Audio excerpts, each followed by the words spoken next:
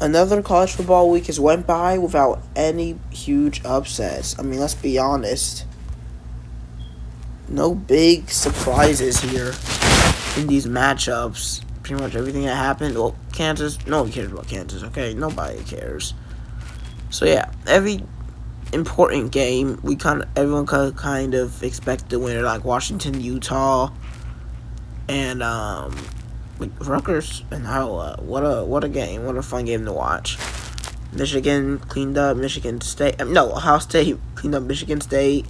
USC loses to Oregon. Texas defeats TCU. But we're going to be looking at these Saturday, November 11th, two games right above the ad.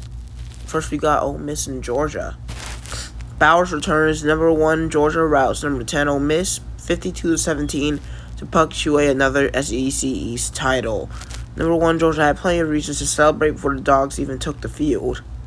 Oh yeah, we do. We have a confirmed game against Alabama at the SEC Championship. Comment down below who you think will win that game. But as you can see, Ole Miss put 7 points against our 14 in the first quarter. Since their first score, they were literally never winning. They scored and then we scored. And since then, we were either tied with them or winning.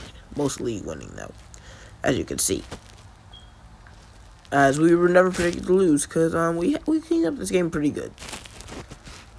Georgia has 611 total yards, which is amazing compared to Ole Miss's 352. Both teams had one turnover.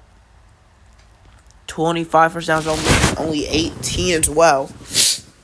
Ole Miss didn't do too bad in time of possession, though. Of course, sold out.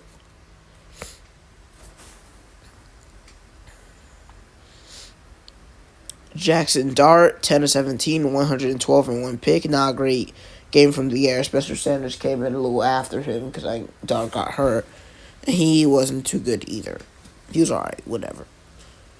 Quinshon Judkins, 22 for 75 and 2 touchdowns. Not a bad game, especially when you're going against Georgia. You'll take 3.5 yards per carry with 2 touchdowns. Frazier Mason, 1 for 24.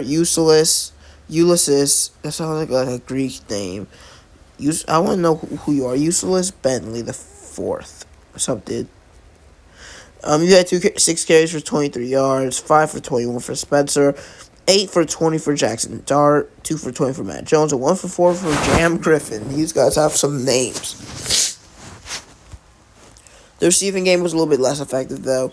Their best receiver was Dayton Wade and Caden Prescorn, and neither of them had 50 yards. Jerome Watkins, 2 for 34. Hudson Wolf had 1 for 18. Judkins had 3 catches, but only for 14 yards. And Trey Harris had 2 receptions for 12 yards. Defensively, their best tackle only had 6. They spread out their tackles a lot and also had no sacks or tackles for loss. They could not catch Jordan in the backfield and could really not get any passes away either, and 1 pass defensed. They did get an interception, though, late in the first half by Dijon Anthony. And they kicked 1 field goal, hit it late in the game. You can see not a very exciting game for Ole Miss fans, offensively or defensively. But let's see Georgia. Carson Beck, another game over 300 yards, 18 for 25, 2 touchdowns and 1 interception. He threw an interception late in the half hour. He hated it. It wasn't even his fault. It was just dropped.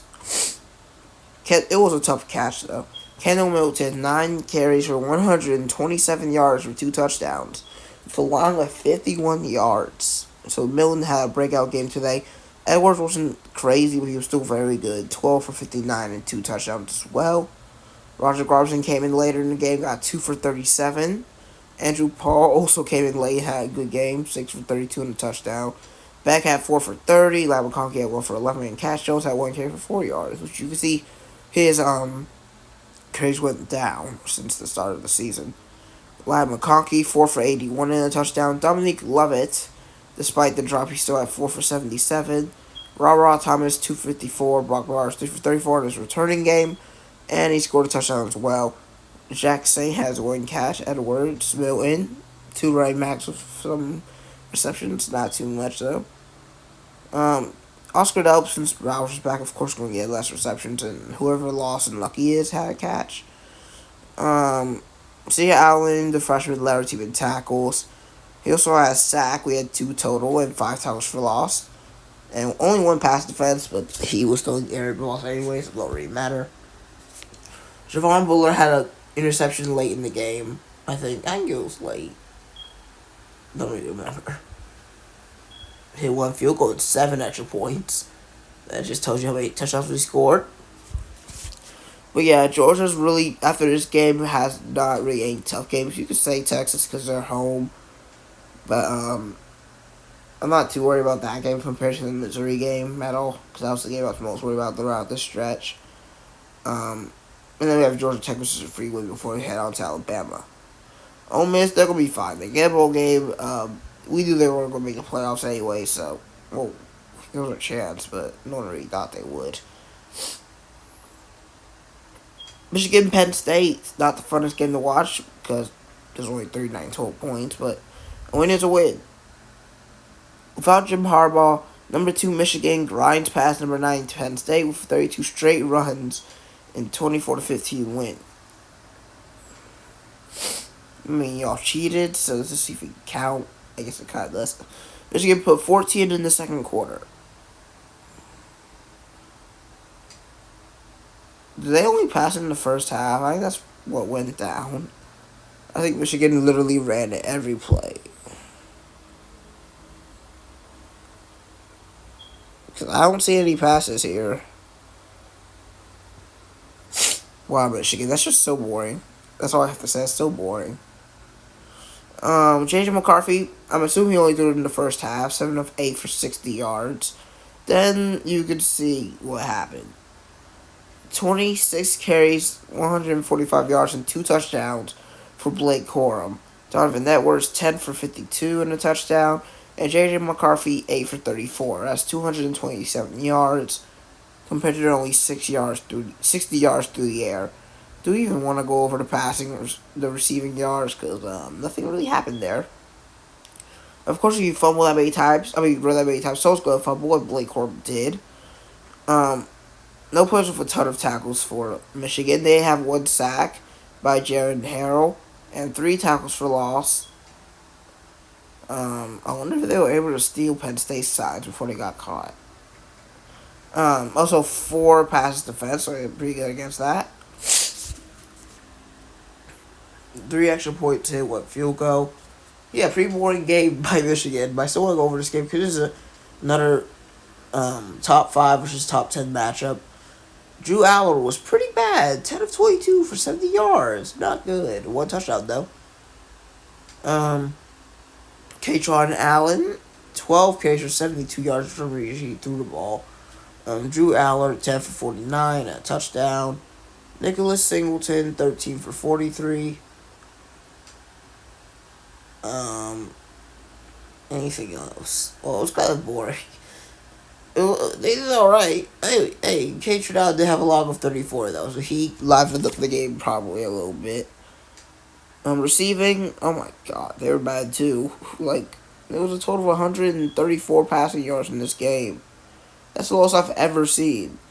It's not even close. Tyler was their top, I guess, with 25. Drew Aller fumbled and lost it. 12 tackles for Kevin Winston, though. 1 sack, 7 tackles for loss. I mean, when you run every play in the second half, of course, that's probably going to happen. When you get tackled in the backfield a lot, when they literally know it's coming. They still lost, though, so you already know why they lost. That was because they're terrible offense. Putting up 15 points, and then, dude, their offense is so bad. The fact that they're still in the top 10 is kind of crazy. I mean, what good wins do they have? Iowa? That's it. Because they only put up 12 against Ohio State, now put up 15 against Michigan. Penn State, your season is over. Michigan, you still have a tougher challenge ahead of you. Can't wait to see that game. Michigan and Ohio State's going to be fire. But, yeah. Hope you guys enjoyed. I haven't checked on the college football playoffs in a while, so I might do that again maybe next week. Or maybe just after the regular season. See you guys later. I'm going to do Falcons and stuff. Goodbye.